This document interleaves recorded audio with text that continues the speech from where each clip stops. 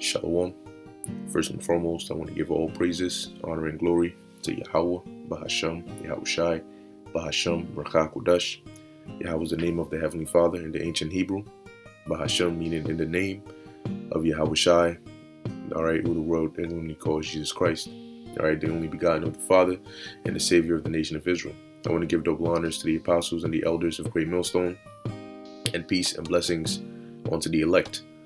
Alright, this is going to be a continuation of Daniel, the 11th chapter. Alright, last time we went into verse 21, alright, which was dealing with the rising into power of Antiochus the fourth Epiphanes, okay, who was the son of Antiochus the third, the great as they called him, and the brother of Seleucus the fourth, Philopator. Okay, and so we're going to recap real quick dealing with Daniel 11 and 21. All right, it says, and in his estate. So at this point, all right, you have right here actually, verse 20 says, then shall stand up in his estate a raiser of taxes in the glory of the kingdom, but within a few days he shall be destroyed, neither in anger nor in battle. All right, which was really Seleucus the fourth, Philopator. All right, and that's when he ended up sending Heliodorus, all right, to Jerusalem to try and get the money, and then Heliodorus ended up getting that divine ass whooping, all right, and then when he came back, he ended up assassinating Seleucus, all right. So Seleucus is now dead, all right. Verse 21, Antiochus is this vile person, all right. He comes up into power, all right. He didn't receive the honor of the kingdom because he wasn't the true heir, all right, but he came in peaceably and obtained it by flatteries, through fine promises, smooth words, and deceit. Okay, and it says here, and with the arms of a flood shall they be overflown from before him, and shall be broken, yea, also the prince of the covenant. All right, and the arms of a flood is going into the armies, all right, that he used to overcome, all right, those that were in opposition to him, or those that he wished or desired to conquer. All right, so you had Israel, all right, which was part of those that were overcome, all right, and broken before Antiochus. All right, you had Heliodorus, okay, which was at the time when Antiochus came into Syria with the armies and the help of Eumenes II. All right, he was able to oust Heliodorus, okay, and defeat him. And later on, as we're going to read in the chapter, all right, he was also able to defeat Ptolemy in the Sixth Syrian War. All right, Ptolemy the Sixth, Philopator. Okay, so all these were broken before him. All right, they were overflown before him. All right, via Antiochus, his army. All right, it says, yea, also the prince of the covenant. All right, which is Onias the third. Okay, now Onias the third was the high priest. Okay, at the time, and he was, he had been high priest for a while, okay, even dealing with the time of Seleucus Philopator. All right, Onias was the high priest, all right, at the time when Heliodorus came there. Okay, now when Antiochus came up into power, all right, he ended up removing or deposing Onias, all right, from his position, and he set up his brother Jason, all right, in the stead. Okay, and it was during the reign of Antiochus that Onias ended up being put to death, though not directly by the hands of Antiochus. All right, it was still in his reign. Okay, now when you look up Prince of the Covenant, okay, you got to understand that number one, the angel is speaking to Daniel. Okay, so if an angel is speaking to Daniel, he's referring to the covenant. All right, he didn't say a covenant; he referred to the covenant. Okay, so first let's look up covenant. All right, it says Barayath, okay, and it says covenant, alliance, and we're just gonna go straight to the point. It says here agreement between God and man. All right, covenant, divine ordinance with signs or pledges. Okay, so what was a covenant made between the Lord and Israel? All right, you can read about that in Psalms 50 and 5. You can read about that in the book of Exodus. All right, and now when you look up the word prince, all right, it says Nagayad, all right, or yeah, It says leader, prince, prince, overseer. Okay, so what would a high priest be? He would be an overseer, okay, of the covenant, because his job would be to what? To make sure, all right, that Jake would be doing the right thing, offer sacrifices, so on and so forth, so that we could maintain, all right, our part of the covenant, or our part of the deal with the Lord. Okay, and at the time that was Onias III. However, when Antiochus came into power, he was removed, all right, from power, and later on ended up getting put to death. All right. So now moving on to this account is in the book of Second Maccabees. All right. When you go to the book of Second Maccabees, this is Second Maccabees, the 4th chapter. All right, chapter 4, verse 7. It says, "But after the death of Seleucus, when Antiochus called Epiphanes took the kingdom," all right, Jason, and that's what we read about in Daniel 11 and 21, going into a vile person standing up who was going to receive the kingdom. Jason, the brother of Onias, labored underhand to be high priest. All right, and we're going to come back to this and read on down, but he ended up, becoming high priest. All right, Antiochus ended up taking Onias out of power and setting up Jason in his stead. Okay, but even that was deceitful. Okay, so now going back, Daniel 11 and 23, it says, "And after the league made with him, he shall work deceitfully, for he shall come up and shall become strong with a small people." All right, now there are various accounts of this, because this was the nature of Antiochus. That's why he was likened, or he was called, a vile person. Okay, now you have a league that was made with him by Jason. Okay, and that was to become high priest. Okay, he made a deal, he made a league with Antiochus to become high priest. But in the end, Antiochus ended up, working deceitfully against him, because he ends up going behind his back, and we're gonna read it. All right, but he removes Jason, all right, after their deal, and sets up Menelaus. All right, and then you also have a league that was made between Antiochus and Ptolemy. All right, Philometor, which, like I said, as we read on in the chapter, it's gonna come up. All right, they made a league, but that was also deceitful. But that's also gonna expound on that in the chapter. All right, it says, "For he shall come up and shall become strong with a small people." Okay, now when Antiochus came up, when he first came into power, all right, when he first came into Syria, or when he first even got out, all right, as a hostage, he didn't have a large, numerous army.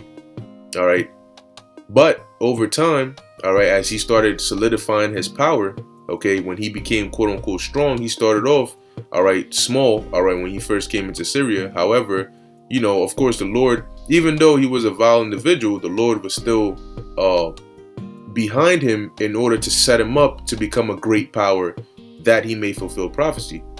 All right, so that's how he was able to come up into power and become strong with a small people. All right, now let's read the account here of what Jason did.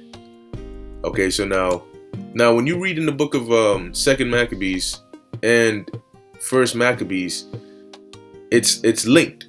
All right, it's linked. Second Maccabees is really, all right, let's actually open a new tab on it, because when you read in the prologue, I guess you could say, it's really just an expounding on certain points, okay, of First Maccabees. All right, and this was actually from the Israelites who were in Jerusalem, writing to the Israelites that were in Egypt. Okay, so this is the book of Second Maccabees, chapter 1, verse 1. It says, "The brethren, the Jews that be at Jerusalem and in the land of Judea, wish unto the brethren, the Jews that are throughout Egypt, health and peace. God be gracious unto you, and remember his covenant that he made with Abraham, Isaac, and Jacob, his faithful servants, and give you all an heart to serve him and to do his will, with a good courage and a willing mind, and open your hearts in his law and commandments, and send you peace, and hear your prayers, and be at one with you, and never forsake you in time of trouble." And now we be here praying for you. What time as Demetrius reigned in the 169th year, we, the Jews, wrote unto you in the extremity of trouble that came upon us in those years, from the time that Jason and his company revolted from the Holy Land and Kingdom. And this is talking about Demetrius, all right, the son of Seleucus, all right, the fourth Philopator. Because he ends up coming back. When you go into the history after Antiochus, Demetrius ends up coming back, escaping from being a hostage at Rome, and he comes back and takes over. All right, which he did commit a lot of atrocities against us, and I believe it was under his reign that Judas Maccabees died. All right, but it says so Jason and his company revolted from the Holy Land and Kingdom, and burned the porch and shed innocent blood. Then we prayed unto the Lord, and we were heard. We offered also sacrifices and fine flour, and lighted the lamps, and set forth the loaves. It says, now see that ye keep the Feast of Tabernacles in the month Caslu. All right, and it's gonna keep on going on. And let's see, we're just gonna skim down to the main point here. All right, going to chapter 2. All right, they're basically recapping. All right, because remember, they're writing to their brothers, to the other Israelites in Egypt. So they're, exhorting them, all right, to stay in the faith, all right, amidst all the hell that we're going through. Okay, and now we're just gonna go down to the point where the author makes. Okay, all right, let's see. All right. So now it says here, all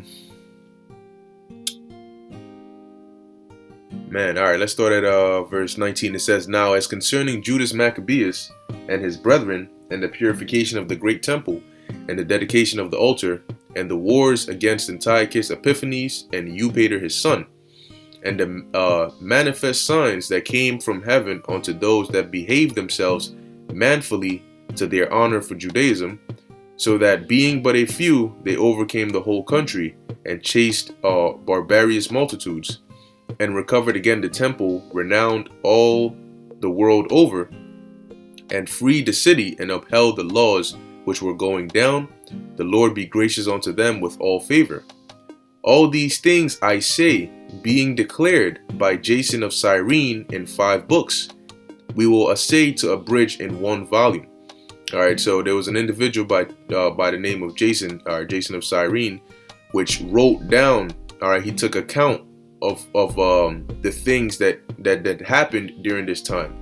Okay, and so in the book of 2 Maccabees, the author basically writes an abridged version of what was written by Jason of Cyrene in his books. Now, no, listen. Don't get simple out here. Well, Jason of Cyrene. Let me go find the 5 books of Jason of Cyrene. Listen, more than likely that you ain't gonna find that anywhere. All right, and that's not really relevant right now. We have the book of 1 Maccabees, and we have the book of 2 Maccabees. All right, which is in the scriptures, and that should be sufficient. Okay, you also have 3 Maccabees, which is really just history. All right, but what's in the scriptures now is sufficient, because you know how Jake gets. Oh, Jason of Cyrene, 5 books. Oh, next thing you know, people getting bugged out. All right, but as it says here, we will essay to abridge in 1 volume. For considering the infinite number and difficulty which they find that desire to look into the narrations of the story, for the variety of this matter, or of the matter, we have been careful, and that they that will read may have delight, and that they that are desirous to commit to memory might have ease. Meaning that they're not making it tedious, all right, or strenuous on your mind when you read these things, so it can be clear, all right. And if it won't be too long to where, if you want to remember the story, it's not a long ass story, all right. It says, and that all into whose hands it comes might have profit. Therefore, to us that have taken upon us this painful labor of abridging, all right, making short, it was not easy, but a matter of sweat and watching. So there's certain things that might have happened that aren't gone into detail in the book of Maccabees or Second Maccabees, all right, or aren't even written in here because it's an abridged version. Now, just type in, all right, abridged. It says here, a piece of writing having been shortened. See, so it's a shortened version of everything that happened because it would have just been too long to write. Okay, so it says here, the labor of abridging, it was not easy, but a matter of sweat and watching, even as it is no ease unto him that prepareth a banquet and seeketh the benefit of others.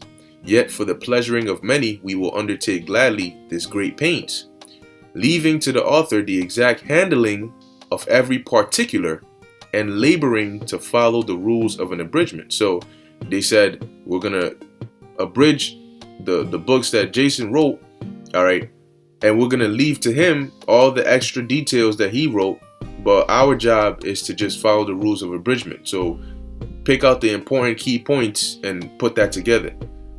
It says, for as the master builder of a new house must care for the whole building, he that undertaketh to set it out and paint it must seek out fit things for the adorning thereof.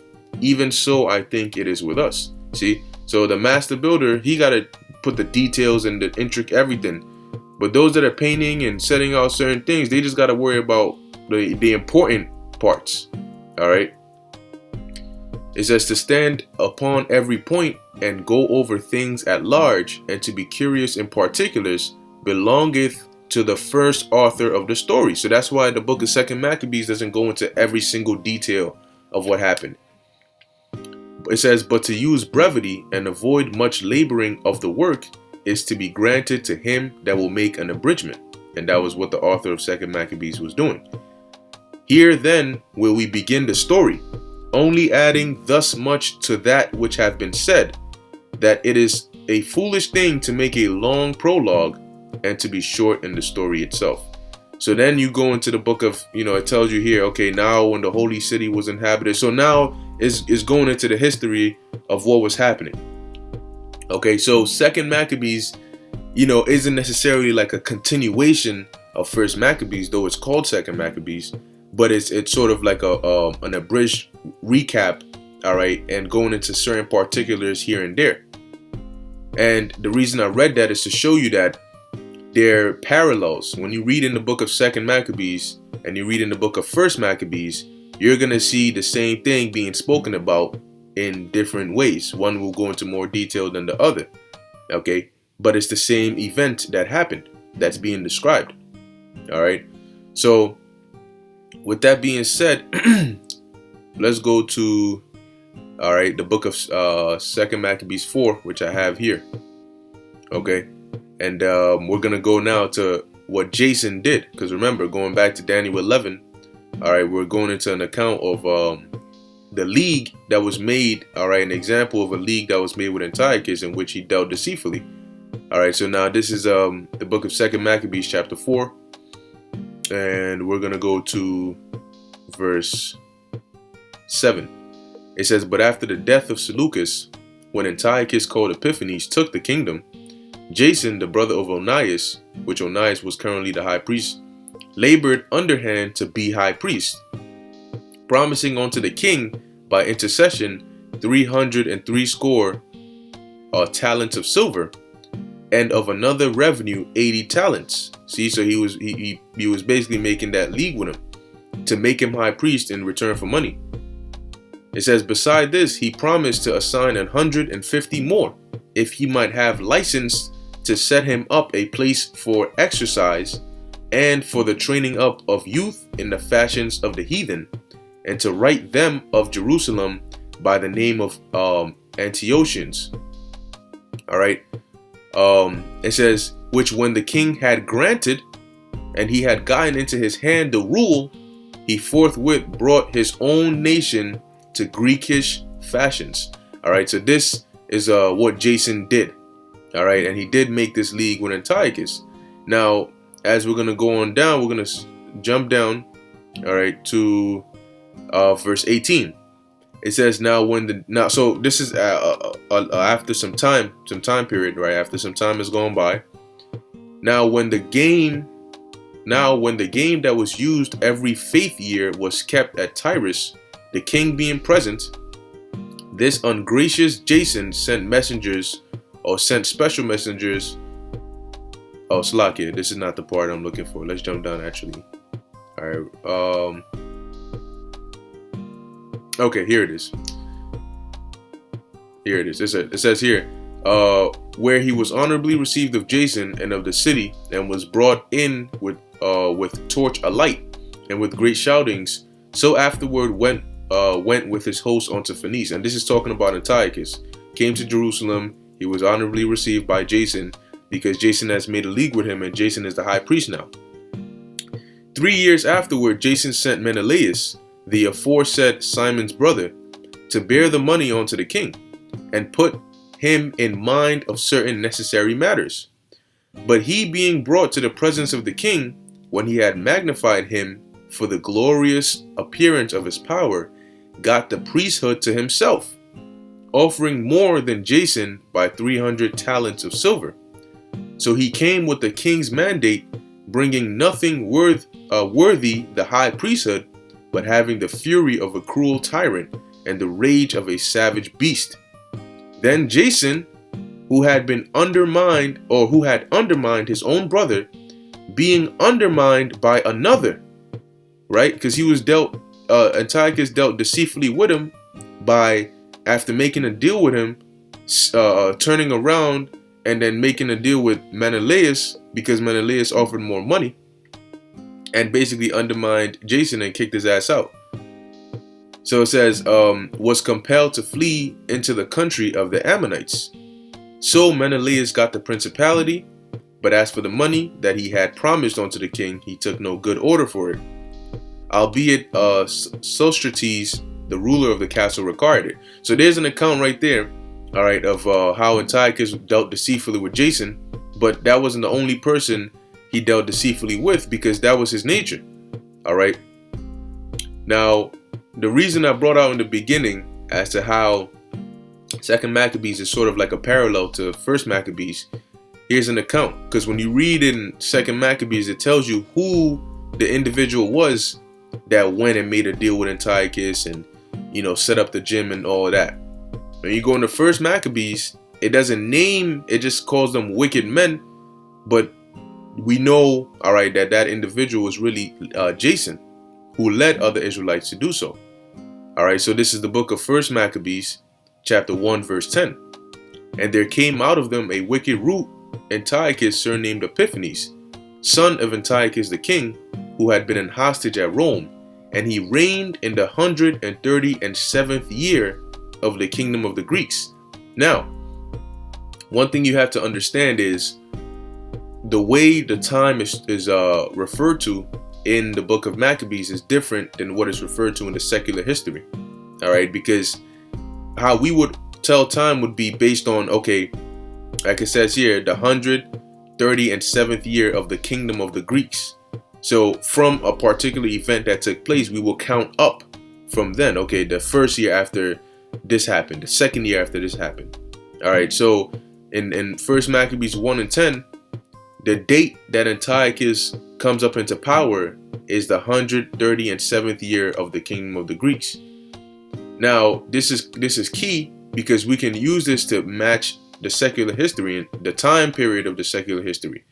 So as we're in First Maccabees 1 and 10, the 137th year, all right, that would be equivalent to 175 BC, okay, which is when Antiochus came into power. Okay, you see how it says his reign? 3 September 175, all right, 175 BC. So in the scriptures, we date it as the 137th year after the Greeks, came into power. But in the secular history, it's dated at 175 BC.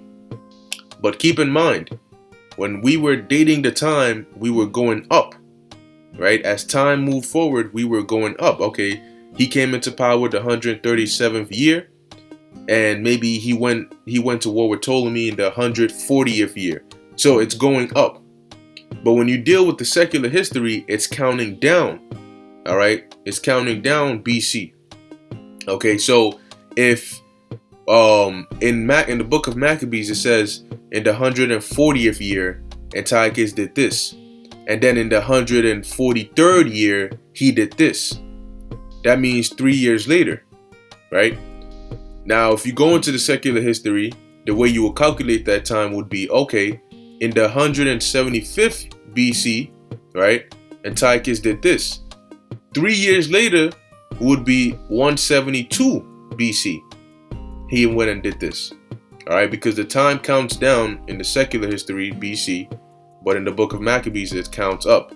All right. Now, the reason I'm pointing that out is as we go later on in the chapter, you'll see how you could use that to link with the secular history in terms of the time period as to what events were taking place. So now back to the point dealing with Jason. Notice how in the book of First Maccabees, the first chapter and the 11th verse, it says, in those days, meaning in the time of Antiochus coming into power, there went out of Israel wicked men who persuaded many, saying, let us go and make a covenant with the heathen that are round about us. For since we departed from them, we have had much sorrow. So this device pleased them well. Then certain of the people were so forward herein that they went to the king, which is Antiochus Epiphanes, who gave them license to do after the ordinances of the heathen, whereupon they built a place of exercise at Jerusalem according to the custom of the heathen. Right? So now, who was this? This is Jason leading those wicked Israelites, as we just read in the book of 2nd Maccabees. All right? Because what did Jason do? Okay? It says what? For he built gladly a place of exercise, 2nd Maccabees 4 and 12, under the tower itself, and brought the chief young men under his subjection, Salakia, and made them wear a hat. Right? Now such was the height of Greek fashions, and increase of heathenish manners, through the exceeding profaneness of Jason, that ungodly wretch, and no high priest. You see, this is what Jason was influencing Jake to do. Now in the book of First Maccabees, it just likens them onto wicked men of Israel and certain ones who are forward herein, but it's the same. It's talking about the same account. It just goes more details in the book of 2nd Maccabees. So that's what I want to show you, that First Maccabees and 2nd Maccabees talk about the same events that took place. Just in one chapter, it might go more in detail than in another chapter. All right. But this is important. So going back to Daniel 11, all right. Going over it, all right, again, verse 21, Antiochus comes into power. Verse 22, with his armies, he's able to take down Israel and defeat the forces of Heliodorus, all right, and Onias is put out of power, and later on he ends up dying, all right. Verse 23, he makes leagues with people. This is telling you the nature of Antiochus, all right. That an example that I just gave you was how he made a league with Jason, and he ended up dealing deceitfully with him, okay, and how he comes up into power with a few people, but he becomes strong. Verse 24, he shall enter peaceably upon the fattest places of the province, and he shall do that which his fathers have not done, nor his fathers' fathers. He shall scatter among them the prey, and spoil, and riches, yea, and he shall forecast his devices against the strongholds, even for a time. All right. Now Antiochus entered peaceably upon the fattest places of the province. All right. Tyre, Judea, Jerusalem. All right. Among certain neighboring strongholds or neighboring areas, okay, under which he had jurisdiction or he had control of. Now the fattest places, if you were to look at maybe cattle, for example, and you wanted to, you said, let me get the fattest calf or whatnot, that represents the riches or the best. All right. And the reason some of these locations were likened unto the fattest places was because of their riches. All right. Jerusalem being one of them. The temple was full of riches. Okay. And he was able to enter, when you go into the word peaceably, all right, not only does it go into deceit, but it also goes into with ease. Why? Because he had what? He had, remember, we were broken. He had taken us over. Okay. So he had easy access to the different rich various places, all right, under which he had conquered. And it says, and he shall do that which his fathers have not done, nor his fathers' fathers. All right.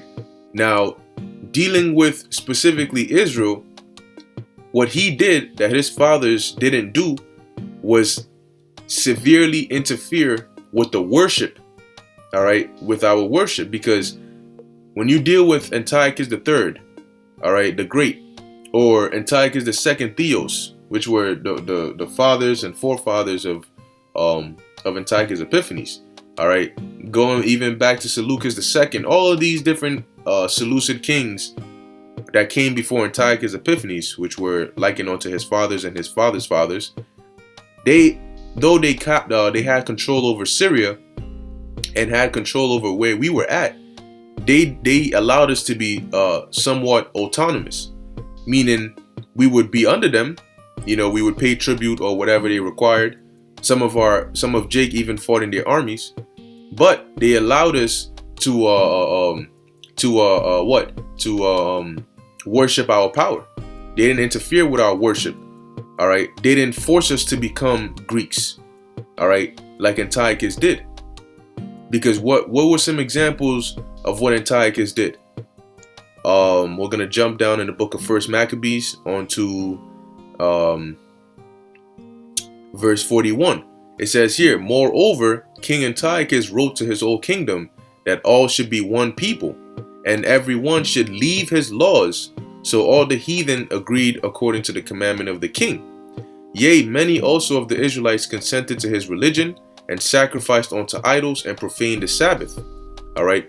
For the king had sent letters by messengers unto Jerusalem and the cities of Judah that they should follow the strange laws of the land and forbid burnt offerings. The kings before him didn't do that. And sacrifice and drink offerings in the temple, and that they should profane the Sabbaths and festival days and pollute the sanctuary and holy people. See? And then it goes into more and more things they did. Now, the reason I'm not reading all of this is because we're going to come back to it, all right, in a later verse. Okay, so I'm sort of saving it for that time.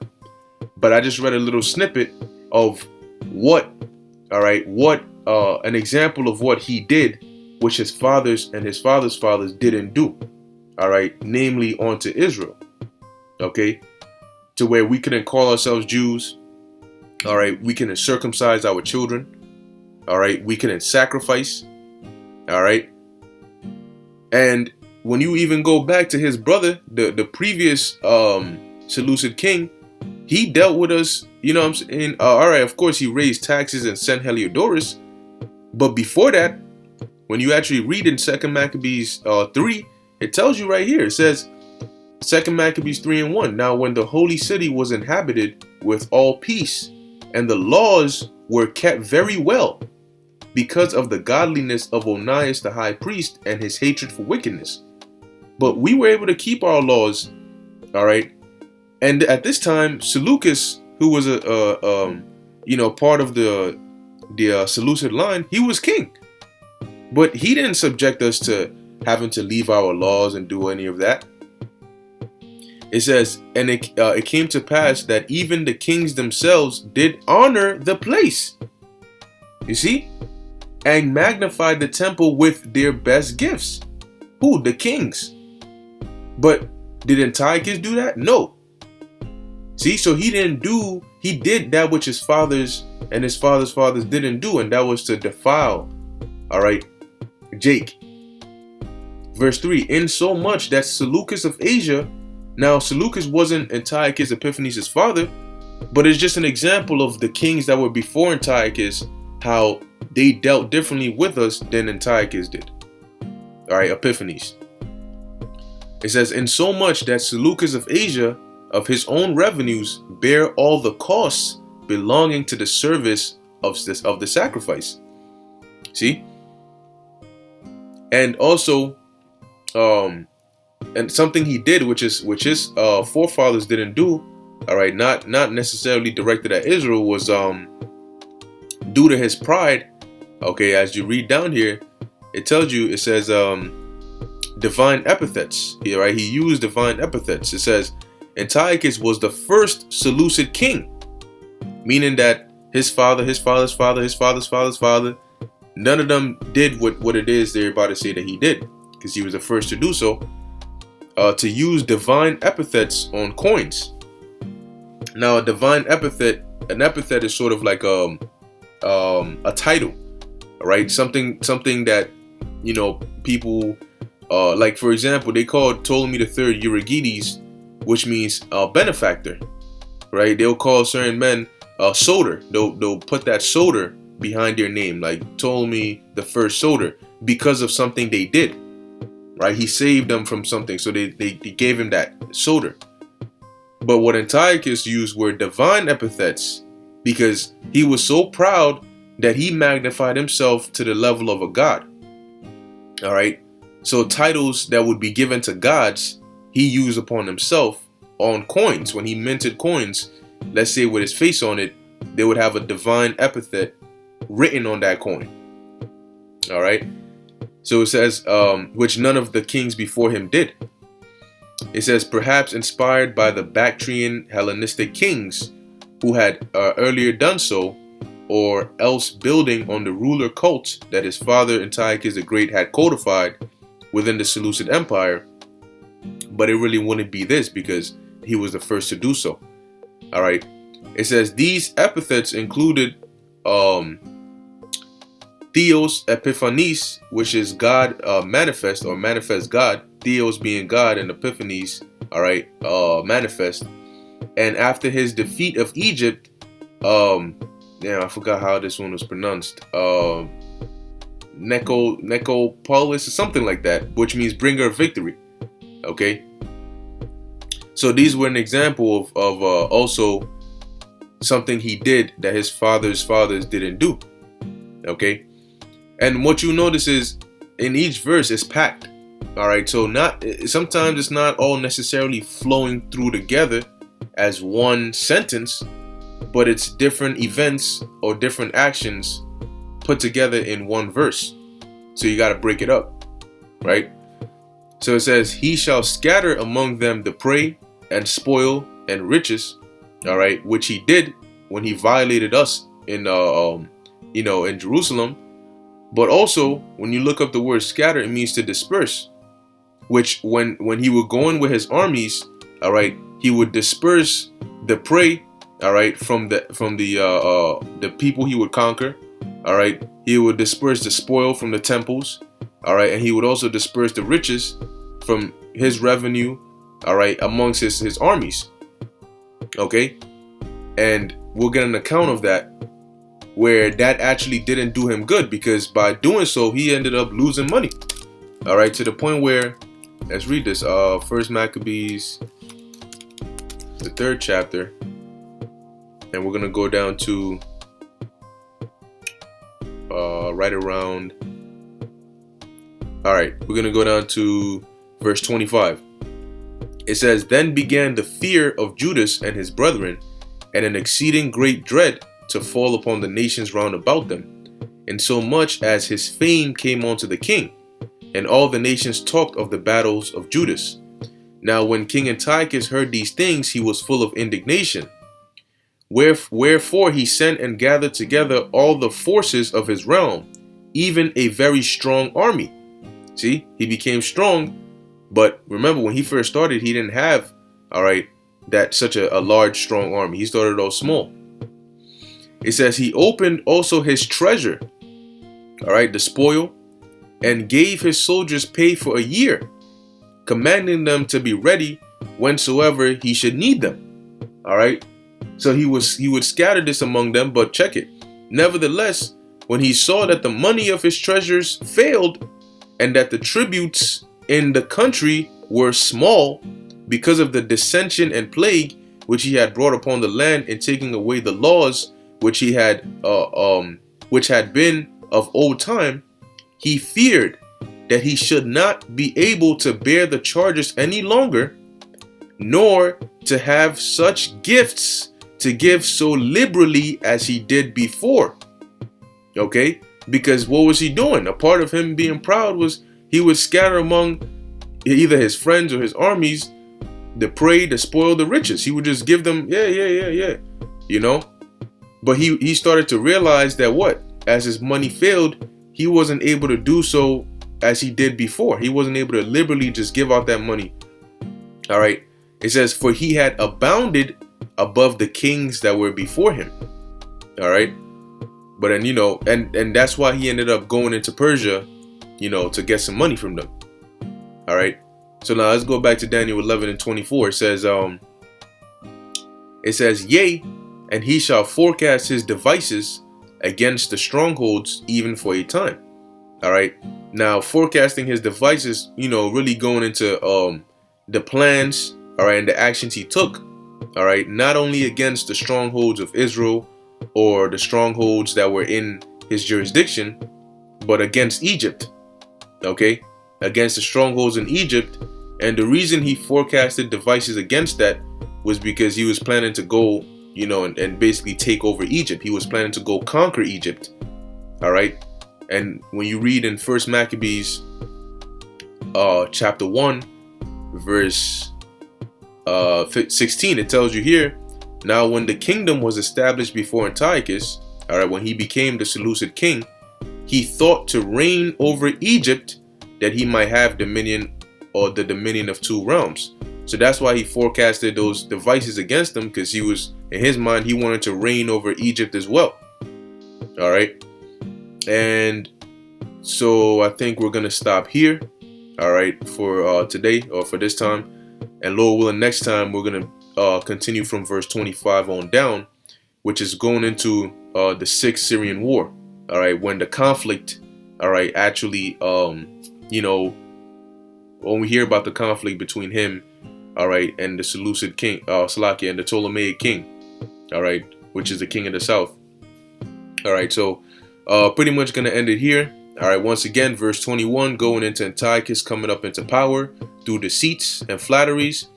Verse 22, going into his armies, using his armies to take over Israel, take over, you know, defeat Heliodorus' forces, you know, and really ultimately anybody that was in his way. All right, Onias the third, which is the prince of the covenant, basically number one being taken out of power, but number two ended up dying. All right, being put to death. Verse 23. All right, we went into a couple or an example of some of the leagues that he made. All right, and how he dealt deceitfully with Jason. All right, he comes up into power, you know, at first with a small people, but he eventually grows to become strong. All right, he enters into he enters peaceably, all right, with deceits, but also with ease into the fattest places of the province, all right, the richest parts, okay, and he does things that his father's fathers didn't do, going into the things he did to us, all right, but also using those divine epithets, all right, and you know, he scattered amongst them the prey and the spoil and the riches, which he did when he took us over, all right, but also he would give out, all right, these riches to his armies, all right, and those that were with him, all right, and then he basically he took up those plans, all right, against not only our strongholds but against Egypt, all right, on how he would basically take that over and gain that dominion. All right, so with that, I'm gonna end it here. Lord willing, this was edifying and informative onto the elect. I know it's a lot of information and a lot of history, all right, but hey, you know, that's why the scriptures talk about, you know, studying to show thyself approved. All right. So with that, I want to give all praises, honor, and glory to Yahweh, Bahasham, Yahweh Shai, Bahasham, Rakha Kudash. Until next time, Shalom.